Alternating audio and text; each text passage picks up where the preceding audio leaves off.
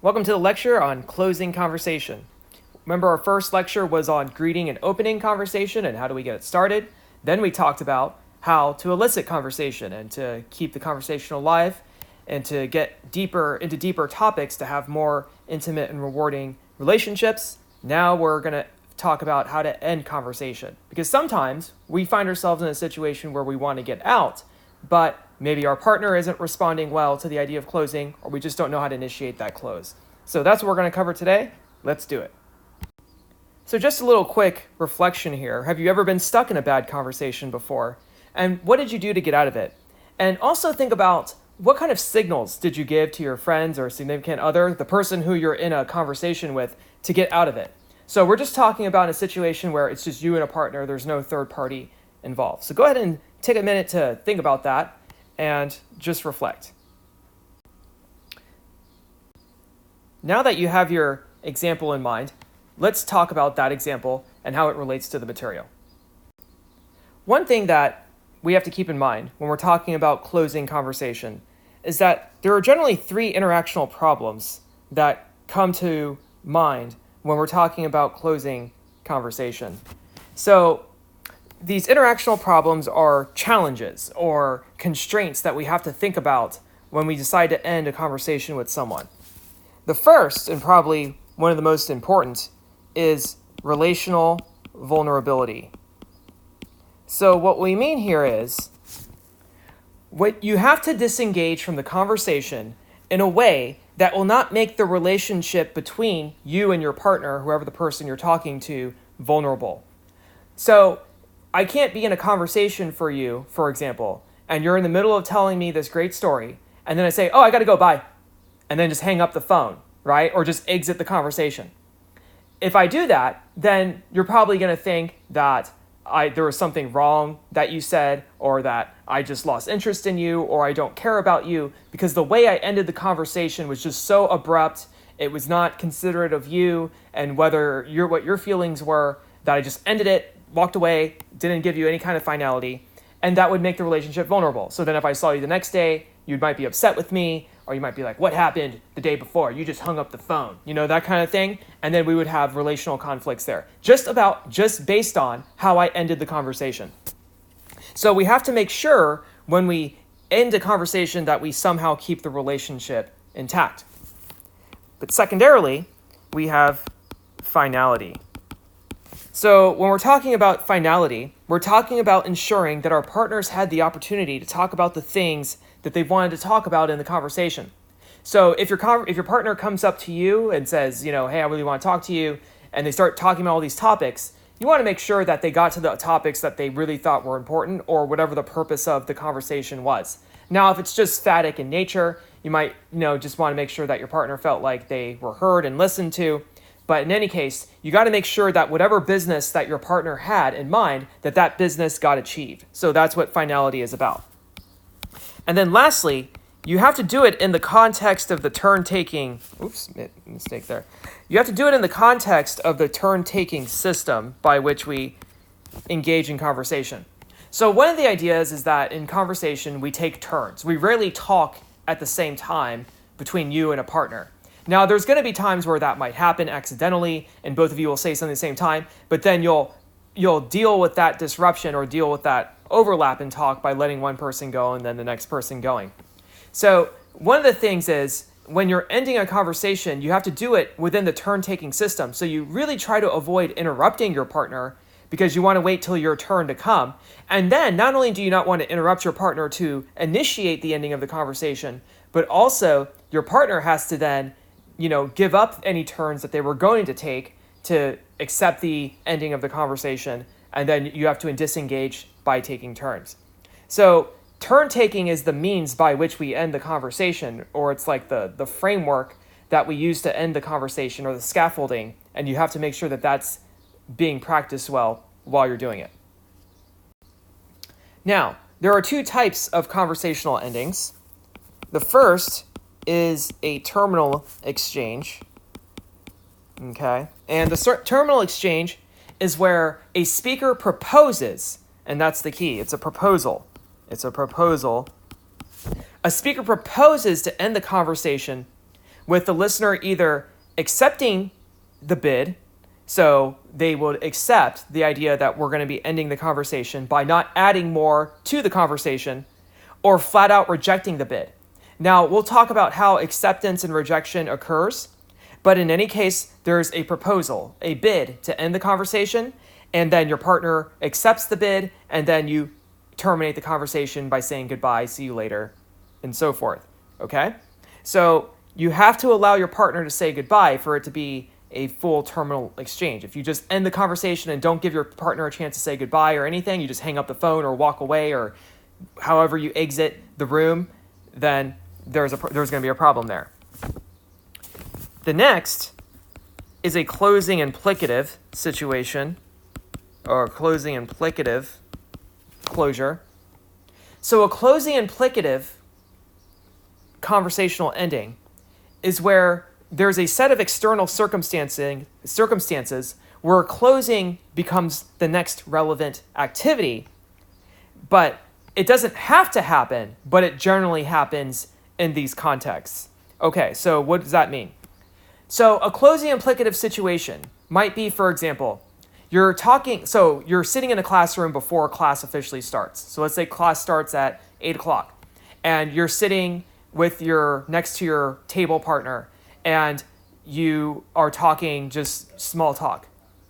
And then let's say like it's 7:57, you're still talking. Okay, professor starts the class at 8.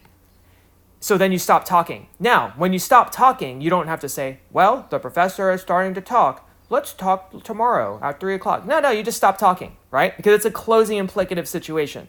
The situation calls for you to end the conversation, and you don't have to bid to close it because the circumstances are already requiring that.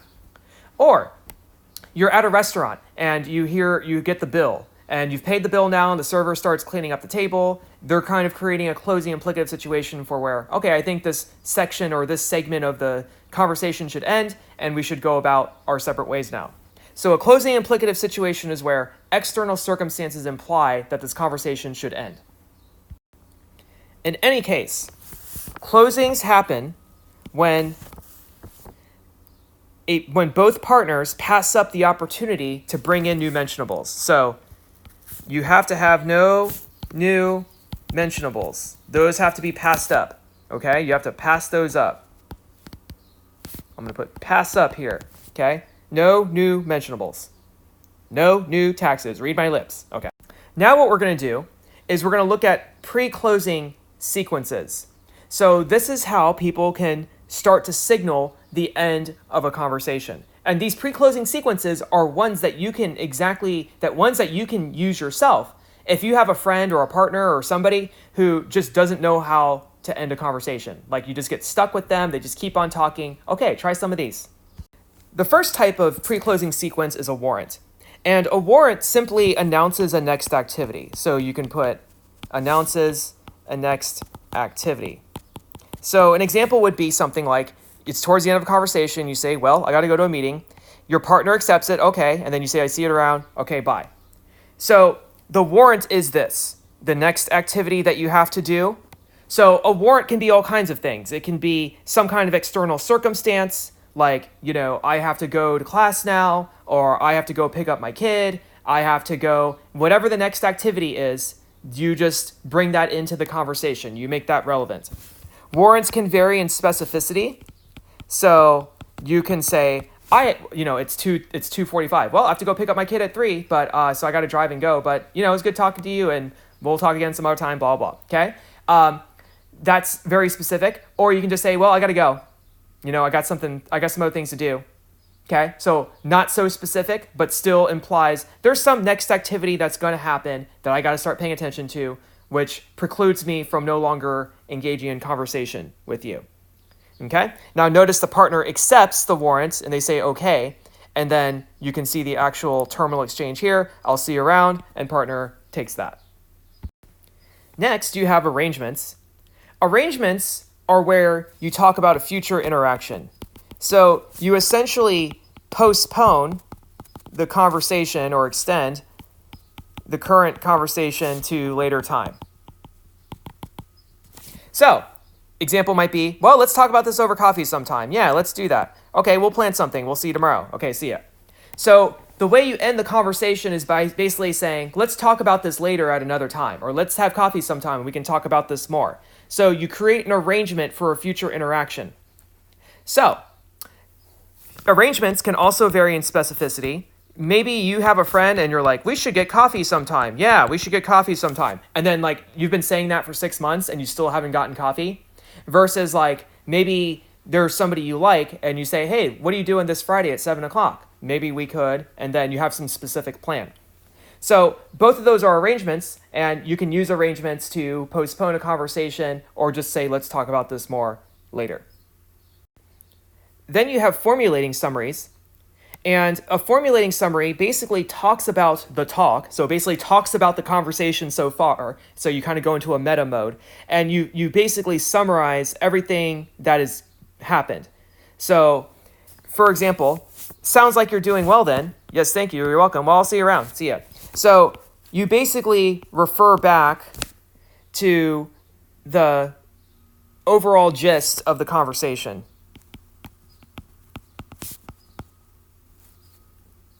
And probably a better word is just summarize. I don't like refer because we're going to have another thing called a back reference. I don't want to confuse you. So you basically say the gist. So I'll say this, say the gist of the entire conversation. So if there's like a common theme in the conversation that just comes up, or there's like an overall takeaway of the conversation, then that's a good way to summarize. And then when you summarize the conversation, you've basically said, okay, we've talked about everything, and then you don't really add anything, and then you just end the conversation. Next, you have appreciations. And an appreciation is sort of like a summary, but essentially what you're doing is you're appreciating somebody just for interacting with you in general. So, well, I appreciate you checking up on me. Yes, I'm glad you're doing well. Well, thanks. Well, I'll see you around. Okay. So appreciation, basically, you just generally appreciate the fact that the interaction happened. Okay? So you could say something like, well, it was good catching up with you. Well, it was good seeing you. All of those are appreciations, okay? It was good to hear from you. So you start with that appreciation, usually after a lull in the conversation, and then that appreciation basically says, I appreciate this gesture. Thank you for talking. And then usually you don't add more after that, or you try to close right after that. So you just appreciate the fact that the interaction happened. Okay. Then you have back references. So what a back reference does, it refers back to an original business or purpose from the beginning of the conversation. Okay. Now, here in this phone conversation, for example, you have ring, ring, Mike, hello. Hey, how did surgery go? Went okay. Here's what happened. And then later in the conversation, so these stand for lines, like lines if we were to transcribe this. Okay, well, I was just checking to see how your surgery went. So he's referring back to this initial question. So they had a bunch of conversation here, so that's what these ellipses are. And then he was saying, oh, I was just checking to see how your surgery went. Okay, yeah, thanks. It went really well. All right, well, get some rest. I'll talk to you later. Okay, talk to you later. So you notice how the reference gets seated very early on in the conversation. Hey, how did the surgery go? And then you bring that back later in the conversation to end it. You see? So if you're trying to keep a conversation topically bounded, which means you don't want it to expand into other things. So let's say Mike is one of those people who'll like go on a bunch of tangents and stuff. So what Royce tries to do is at the very beginning say, hey, how did the surgery go? And then when it starts to maybe get away from surgery, Royce just brings it back to, well, I was just checking to see how your surgery went, and then tries to close off that. So it's a good way to keep a conversation topic bounded if you're not looking to, go into other areas. So there's that. So that's what makes a back reference a back reference. Next, we have solicitudes. So solicitudes are often found in closings and result in a moving out of the closing with the next speaker making some sort of response to the solicitude. So it's usually a minimal turn to accept the solicitude. So what's an example of a solicitude? So solicitudes are generally just well wishes or, usually just well wishes that we use to close. So I hope you all have a great trip. We will. Thank you. Okay, see you around. See ya. So one way you might close the conversation is if earlier maybe they said something about they were going on a road trip this weekend. Then you can use that as a solicitude and say, well, I hope you have a good trip. Sounds like it's going to be a lot of fun, blah, blah. Yeah, we will. Thank you. Okay, so then once you do that, then see you around. See ya. You close the exchange. So a solicitude is anything like have a nice day, have a safe trip, have a good weekend, anything that refers to the future and like you're just wishing them well and it's kind of a summary type thing, that makes it a solicitude. How's your day is not a solicitude. That's a topic elicitor. So keep those things in mind. Next, we have topic elicitors. And topic elicitors create an opportunity for new mentionables without offering anything. So basically allows for new mentionables without offering. So here's the idea. Let's say you hit a lull in the conversation, or you think your partner doesn't have anything else to say. You can just ask, is there anything else going on? No, not really. Okay, so they didn't topicalize anything. There's no mentionables. There's no, oh, this other thing, yeah, my dog pooped, and something like that. No. So at that point, you've put it on your partner to create a new topic. Your partner doesn't have any more topics, apparently. They can't think of anything. Okay, great. So now you can close. Okay, so I'll see you around. All right, see ya. So a topic elicitor, it sounds strange, right? Because we talked about topic elicitors as a way to generate conversation. And yes, at the beginning of a conversation, that's usually what they do well. But if you think you're hitting a point towards the end of a conversation, you can try to use one, and then it's easy to justify ending the conversation if they can't think of any new mentionables or topics. So it's sometimes really smart to use a topic elicitor if you think you can put your partner on the spot and you don't think they can come up with any new mentionables, because then it's very clear that you should end the conversation then and there to avoid those awkward silences and lulls. Now, closing sequences can be rejected. So in all the examples that you saw, the partner accepts the bid to close the conversation. But there's very easy ways for your partner to reject that bid. And some of you might be very aware of this and familiar with this. So if you look at example 1, Claire, well, I was just calling to see how you're doing. Thanks. How are the kids? Oh, the kids are doing okay. So notice Claire was trying to go back to a back reference. Trent says thanks, but then he creates a new topic. He introduces a new topic. Instead of just saying, oh, well, thanks, I appreciate that, he asks a question that's going to topicalize kids. Now Claire's forced to answer that question, right, if she wants to be nice. Now she could be like, none of your business, I'm leaving. Okay, but then you see how that wouldn't probably, if she's trying to keep a relationship with Trent, that would probably not be positive, okay? So that wouldn't lead to a good impression about Claire for Claire on Trent. So that would just be problematic. So then Claire has to at least minimally answer the question, right? And maybe topic curtail and say, oh, the kids are doing okay. Anyways, I really need to go. And then hopefully Trent gets the hint at that point, then that the conversation needs to end. But Trent might, say, oh, what's wrong? And then you see where, how now this whole turn thing got extended quite a few turns. Or here's another way. So you can reject the closing in the bid. So notice how she made a bid here with I was just calling to see how you're doing. Then there's the actual terminal exchange. So this is the terminal exchange. The terminal exchange is the actual saying of goodbyes. So there's the bid to end the conversation, and then there's the actual goodbye, see you later, see you tomorrow, and so forth. So here, Claire makes the bid. Well, I was just checking to see how you were doing. Trent says, well, thanks. So, okay, he's not adding any more. So Claire says, you're welcome. And then to close the conversation, she says, I'll see you at the meeting tomorrow. Now, you would think Trent would then say, okay, see you tomorrow, and then end the conversation. Trent topicalizes meeting. Wait, what meeting? So then at that point, Claire has to explain what the meeting is, the date and the time, and then the conversation, just extended with Claire having to explain stuff, okay? So the key to not ending conversation, the way ending conversation can go wrong, is when your partner topicalizes either the bid to end the conversation or the terminal exchange itself, the goodbyes, okay? So if you want to be a good conversationalist, pay attention to these cues when your partner gives them. Don't try to keep your partner hostage when you're talking to them, and just be socially aware about terminal exchanges and bids to end a conversation. And in conclusion, how we close matters. Okay? So you kind of know this from personal experience, but now you know at a more technical on a more technical level. It has relational consequences. And secondly, always remember that topicalization drives and ends conversations. So when we engage in any kind of talk, there's generally a topic that we're exploring. There's generally something that we're object in the world that we're referring to, or some media that we're referring to, or some idea that we're referring to. The more ideas that we share, the more deeper we pivot off them, the deeper, or at least the more wide-ranging our conversations are, and the more intimate that they can become.